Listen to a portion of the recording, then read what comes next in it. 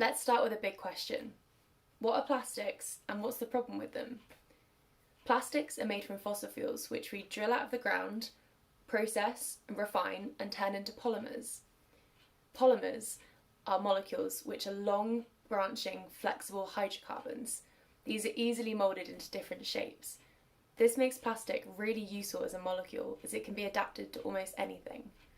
It's used in every part of our lives, from the packaging our food comes wrapped in, to the phones that we use, to our clothes, and to the medicine we take. Plastics are everywhere. Global production of plastic has doubled every decade due to high demand, and 9.2 billion tonnes of plastic has been created since the 1950s. So what's the problem? We've created this wonder molecule that's cheap, easy to use, and can be used in absolutely everything. Well, that's the issue, is it's used in everything and we can't get rid of it. Every single piece of plastic that has ever been created still exists today. Plastic is never destroyed, it's simply broken down into smaller and smaller fragments. So what happens when this man-made material enters into the environment?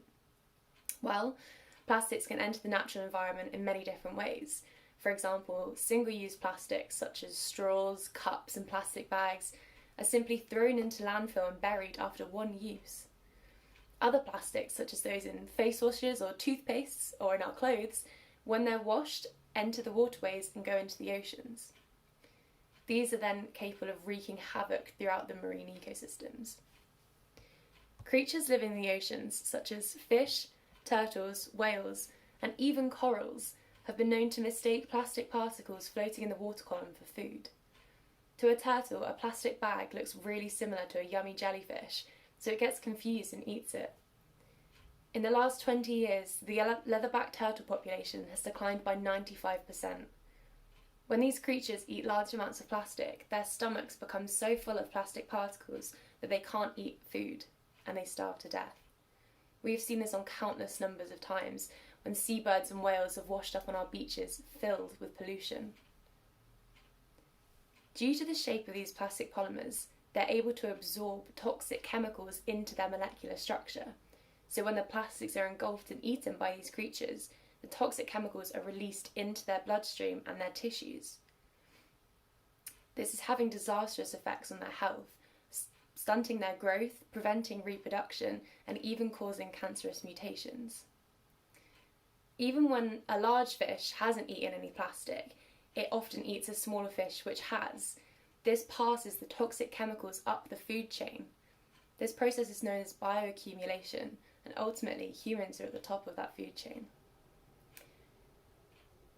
Unless we take action, by 2025, for every 3 tonnes of fish in the ocean, there'll be 1 tonne of plastic. These are the sad, horrific truths about the impacts that humans are having on our ocean life. So what can be done to stop this? The biggest thing we can do as individuals is take a look at our actions and the impacts they're having on the planet. When we throw something in the bin, it doesn't magically disappear. Our waste is simply moved to somewhere else. We've lost touch with our waste and we're not directly seeing the impacts it's having. Think about how many single-use plastics are thrown away every day without a second thought. Recycling also is not the solution, as 91% of plastic isn't even recycled. It simply gets downgraded and thrown away. The solution is to create less plastic in the first place, so less ends up in our oceans. I've come up with 4 simple swaps that we can all make to reduce our single-use plastic consumption. If everyone makes these small changes, it will add up to a greater impact. So, number 1 is to carry a reusable water bottle instead of buying a single-use plastic one when you're thirsty. Plastic water bottles, so a litre plastic bottle, takes 250 millilitres of oil to create it. That's just illogical. If you buy a good quality reusable water bottle, it can last a lifetime.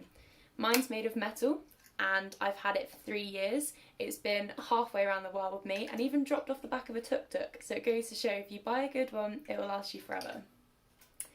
The second thing to buy or to have with you is a reusable shopping bag, like this one. These again can last a lifetime if looked after well and are so much better for the environment than a plastic bag. Globally, 2 million plastic bags are thrown away every minute. This is an incredible amount of plastic that is unnecessary and completely avoidable. Number 3 is a reusable face mask, which is very important in the current climate. You can stay safe in a pandemic without having to create single-use waste. If you do, for whatever reason, find yourself with a single-use face mask, after use, make sure that you cut the ties, because otherwise wildlife can get caught in here and it's a choking hazard, whereas this is easier for them to escape from. Number 4 is carry a reusable lunchbox or bring your own lunch to school with you. You don't need to get a Tesco ready meal wrapped in plastic when you can make a sandwich at home and just carry it with you, take the box home and wash it. This saves on a lot of money and plastic. If you really want to reduce your waste, the best thing to do is take a look through your bin and see what you're actually responsible for throwing away. Everyone is different and creates their own waste, and it's really important to evaluate what you're throwing away and see how you can change that. If you want to find out more, there are so many amazing resources online, including the Surfers Against Sewage and the Marine Conservation Society. They have some really key information about what we can do. There are certainly some barriers to change, and plastic can seem completely unavoidable at times. I learned that the hard way when I went to university. I thought moving away from home I could be the perfect eco-warrior, creating no waste and being as carbon neutral as possible. I planned to buy all my whole foods in bulk, free of plastic, and get my fruit and veg from a local market. But sometimes this just isn't possible. It's difficult when time and money are tight. You have to make quick and easy decisions which are often wrapped in plastic. But it's important to remember that you don't need to be perfect when you're trying to make a change. Every small action adds up. The main thing is to be conscious of the effects you're having. Every small change can add up to have a global impact. The most powerful thing you can change is your own mindset.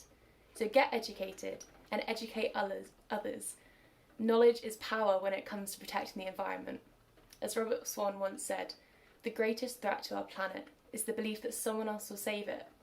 So be that someone and set an example.